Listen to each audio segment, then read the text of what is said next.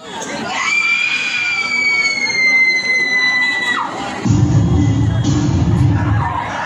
खूपच उशीर झालाय घरी जायला. रोज छेड काढणारा मुलगा आज पण तिथे असला तर जाने मान कसली भारी दिसेल का. रुपये आला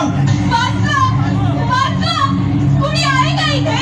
प्लीज हेल्प, प्लीज. कहा भाग रही हो. इथे कोणी पण तुझ्या मदतीला येणार नाही. आयटम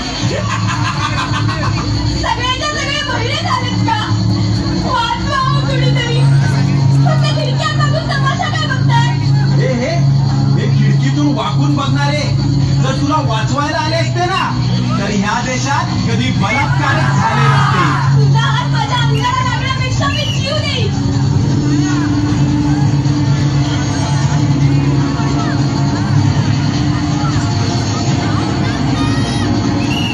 माझ्या आजूबाजूला कुणीच वर्ग नाहीये का? सगळे क्षमता जन्माला आले.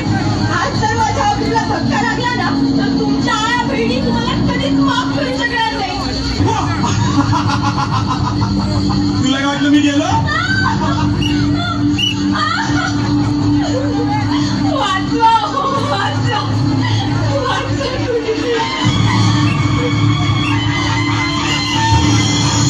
जगदंब जगदंब. दिल्लीचे तख्त राखणाऱ्या महाराष्ट्रातून हा कसला आवाज?